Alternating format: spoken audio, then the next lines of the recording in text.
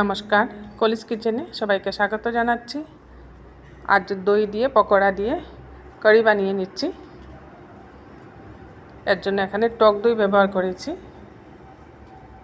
খুব টেস্টি একটা রেসিপি, পকোড়া দিয়ে কারি রেসিপি। আর পকোড়া বানাচ্ছি, এর জন্য প্রথমেই একটা বাটিতে বেসন নিয়ে নিয়েছি। কুচিয়ে রাখা পেঁয়াজ দিয়ে দিলাম, সাথে দিয়ে দিচ্ছি ধনেপাতা কুচি। কারি পকোড়া বানাবো, এর জন্য পকোড়াটা বানিয়ে নিচ্ছি। সামান্য লবণ দিয়ে দিলাম, আর দিচ্ছি সামান্য হলুদের গুঁড়া, সামান্য জিরে গুঁড়া, ভাজা জিরের গুঁড়া দিয়েছি, এতে করে পকোড়াটা ভালো হবে। আর লাগছে এখানে 1 কাপ পরিমাণে দই নিয়েছি, 1 কাপ থেকে একটু কম, আর 1 বাটি থেকে একটু কম বেসন নিয়েছি। বেসনের যতটুকু পরিমাণ, এর থেকে দ্বিগুণ পরিমাণে দইটা নিতে হবে। আর ফোড়নে এখানে অনেক কিছু লাগছে। এখানে লাগছে গোটা ধনে, গোটা জিরে, সামান্য মেথি, গোটা মৌরি, আর নিয়েছি সামান্য হিং, কয়েকটা কারি পাতা, আর কয়েকটা রসুন কুচিয়ে নিয়েছি। এবার একটা জারের মধ্যে দইটা প্রথমে ঢেলে দিলাম, বেসনটাও দিয়ে দিচ্ছি এর সাথে। আগেই আমি বলেছি, যতটুকু পরিমাণ বেসন নেবেন তার ডবল পরিমাণে দই লাগবে।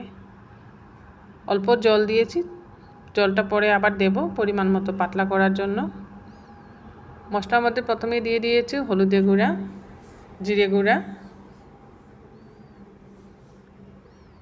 জিরে আর হলুদের গুঁড়া দিয়ে এটাকে ভালো করে মিক্সিতে মিক্সড করে নিয়েছি। দেখুন, এইভাবে মিক্সিতে মিক্সড করে নিয়েছি। আরও পাতলা করতে হলে আর একটু জল এর মধ্যে দিতে হবে। এদিকে গ্যাসে একটা ভাজার কড়াই বসিয়ে দিয়েছি, এর মধ্যে দিয়ে দিলাম রিফাইন্ড অয়েল। প্রথমেই পকোড়াগুলো ভাজবো। তেলটা খুব ভালো করে গরম করে নেওয়ার পর পকোড়ার জন্য যে বেসনটা মেখে রেখেছিলাম, এখান থেকে মাখা বেসন দিয়ে ছোটো ছোটো পকোড়া বানিয়ে নিচ্ছি।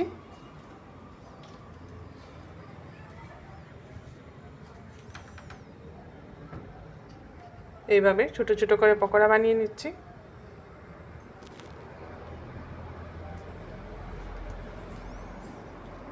পকোড়া দিয়ে কারি খেতে খুব ভালো লাগে, এর জন্য কারিটা আমি পকোড়া দিয়েই বানাচ্ছি। পকোড়া ছাড়াও বানানো যায়। এর মধ্যে নানা রকম পকোড়া ভেজে দেওয়া যায়। ফুলকপির পকোড়া, ভেজিটেবল পকোড়া, যে কোনো পকোড়া দিয়েই বানান, ভাল লাগবে খেতে। পকোড়াগুলোকে উল্টে পাল্টে একটু লাল লাল করে ভেজে নিচ্ছি।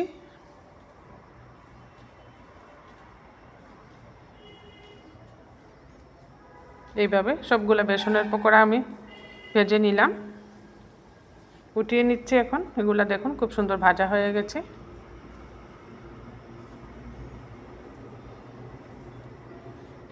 এবার কারি বানানোর জন্য অন্য একটা প্যান বসিয়ে দিয়েছি, দিয়ে দিচ্ছি এর মধ্যে সামান্য রিফাইন্ড অয়েল। কারি রেসিপি তেল অনেক কম লাগে, সামান্য তেল দিয়েই বানাতে হয়। সব গোটা মশলাগুলো ফোড়নে দিয়ে দিচ্ছি। ফোড়নের মধ্যে অনেক মশলা যায়, আমি আগেই সবগুলা আপনাদেরকে বলে দিয়েছি কী কী মশলা এখানে ব্যবহার করেছি। সব মশলাগুলো ফোড়নে দিয়ে একটু ভাজা ভাজা করে নিতে হবে, এইভাবে যাতে সব মশলা খুব সুন্দরভাবে ভাজা ভাজা হয়ে যায়। যেহেতু আমি একসাথে দিয়ে দিয়েছি সব মশলা। হিংটা অবশ্যই দিবেন, হিংটা না দিলে করে টেস্টটা খুব ভালো আসে না। এইভাবে একটু কড়া করে ফোড়নটাকে আমি ভেজে নিচ্ছি, এতে করে ফোড়নের মধ্যে যে সমস্ত মশলা দিয়েছি সব গোটা মশলাগুলো খুব সুন্দরভাবে ভাজা ভাজা হয়ে গেছে। এবার মিক্সিতে মিক্সড করে রাখা দই আর বেসনের যে ঘোলটা বানিয়েছিলাম এটা দিয়ে দিয়েছি। এটা দেওয়ার পর কিন্তু অনবরত নাড়তে হবে, যেহেতু এর মধ্যে বেসন দিয়েছি, নিচে লেগে যেতে পারে। যতক্ষণ না এটা ফুটে উঠছে ততক্ষণ এটা নাড়তে হবে। এটাকে পাতলা করার জন্য আমি আরও কিছু পরিমাণ জল দিয়ে দিলাম। জলটা একটু বেশি দিবেন। যখন ফুটে উঠবে কড়িটা তখন যতটুকু পরিমাণ রাখার ততটুকু রাখতে হবে, তা না হলে বেশি গাঢ় হয়ে যাবে। এইভাবে অনবরত নাড়তে হবে।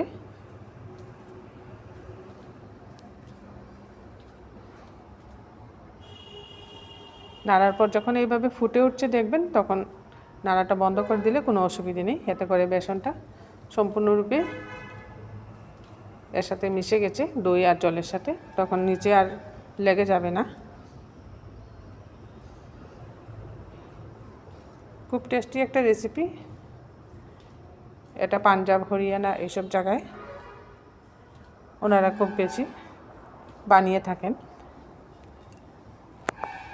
আর গরমের সময় এসব রেসিপি খেতে খুব ভালো লাগে। দেখুন খুব সুন্দরভাবে যখন এইভাবে ফুটে উঠবে তখন এর মধ্যে এক এক করে সবগুলা পকোড়া দিয়ে দিচ্ছি।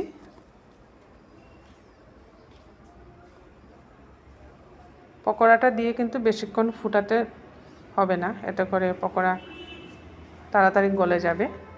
এই পকোড়াটা দিয়ে বেশিক্ষণ আমি ফুটাবো না। এটার মধ্যে কিন্তু লবণ এখনও আমি দেই নাই, লবণটা সবে শেষের দিকে দিতে হবে। এখন লবণ দিচ্ছি। যতটুকু পরিমাণে কড়িটা রাখবো আমি সেই পরিমাণে নিয়ে আসার পর পকোড়াটা দিয়ে তারপর লবণ দিচ্ছি। পকোড়া দিয়ে খুব ভালো করে একটু সময় ফুটিয়ে নিচ্ছি। এতটুকুই রাখবো, নামানোর পর অনেকটা গাঢ় হয়ে যাবে। তাই নামানোর আগে ধনেপাতা কুচি দিয়ে দিচ্ছি। এইভাবে শুধু ধনেপাতা কুচি দিয়েও নামিয়ে নিলে খাওয়া যায়, কোনো অসুবিধে নেই। কিন্তু এটা টেস্টটা আরেকটু বাড়ানোর জন্য আমি নামানোর আগে আরেকটা তড়কা দেবো উপর থেকে। আমার এই কারির রেসিপিটা আপনাদের ভালো লাগলে বানিয়ে খাবেন, কমেন্টে অবশ্যই জানাবেন টেস্টটা কীরকম হলো।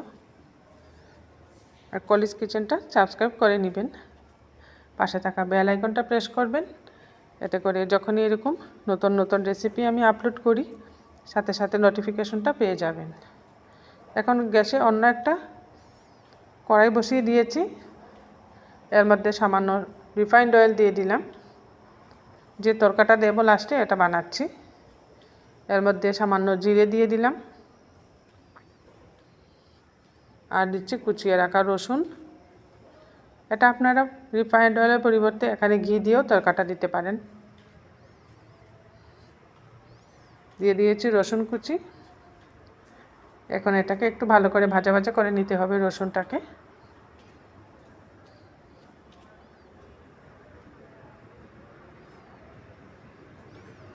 রসুনটাকে একটু ভাজা ভাজা করে নিচ্ছি। রসুনটা কাঁচা থাকলে ভালো লাগবে না। রসুনটা ভাজা ভাজা হয়ে যাওয়ার পর কারি পাতা দিয়ে দিচ্ছি এর মধ্যে। কারি পাতা দিয়ে এখন এটা নামিয়ে নেব। আবার এই কড়াইটা বসিয়ে দিয়েছি যেটার মধ্যে কড়ি বানিয়েছিলাম। নামিয়ে এখন দিয়ে দিয়েছি এর মধ্যে কাশ্মীরি লাল লঙ্কার গুঁড়া 1 চামচ। এটা উপর থেকে দিয়ে দিলে এর টেস্টটা আরও দ্বিগুণ হয়ে যাবে। যে কোনো ধাবাতে খেতে গেলে ওনারা এইভাবে উপর থেকে আরেকটা তড়কা দিয়ে দেন, এতে করে বেশ ভালো লাগে কারি রেসিপিটা খেতে। তৈরি করে নিলাম একটা নতুন রেসিপি, দই কারি পকোড়া দিয়ে। এটা যেহেতু অবাঙালি রেসিপি, এখন অনেক বাঙালিরাও এটা খেতে খুব ভালোবাসেন। আমার কাছে তো বেশ ভালোই লাগে। নামিয়ে নিচ্ছে একটা সার্ভিং বলে। দেখুন দেখতেও খুব সুন্দর হয়েছে, খেতেও খুব ভালো হয়। আর কারি রেসিপিটা বানাতে অবশ্যই টক দই ব্যবহার করবেন, টক দই ছাড়া ভালো লাগবে না খেতে।